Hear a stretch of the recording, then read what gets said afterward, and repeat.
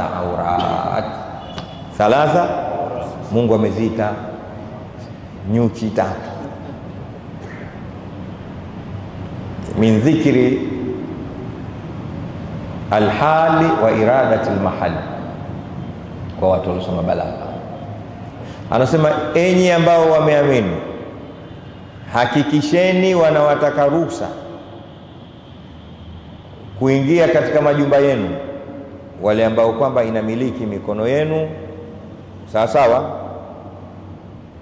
na wale ambao hawajafikia utu uzima katika nyinyi sawa. Hawa wasiingie ndani ila kwa odi, na nyinyi mwaruhusu. Na usiingie ila upige odi mara ngapi? Mara tatu. Hata kama ile ya kwanza utajibiwa, hodi, karibu, tulia,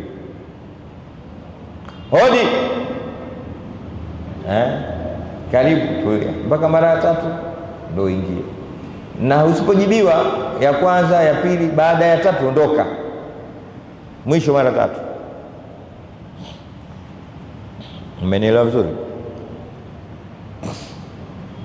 Na nyakati tatu msende kwa watu. Wakati gani wa kwanza? Kabla ya swala ya usiku wa manane. Manake unakwenda nyumbani kwa mtu kufanya,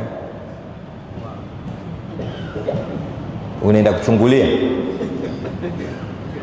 kabla ya swala alfajiri. Hata kama una shida gani, subiri kukuche. Hii inamaanisha na simu usipige wakati huo, maanake hizi simu hizi nazo zina matatizo. Usimwendee mtu kabla ya swala alfajiri, na simu usimpigie. Usilete kisingizio kafa mtu, aya akija atamfufua. Usende na simu usifanye. Na hina tadhauna thiyabakum min adh-dhahira, na baada ya swala ya adhuhuri. Mtu kisha swali, kisha piga mchele wake, anataka kufanya kupumzika, hodi hapa hazitakiwi. Usende na simu usipige. Na baada ya swala ya Isha, kisha swala Isha, story hakuna, watu wakimbia manyumbani, usimtembelee wakati huo, na simu usipige.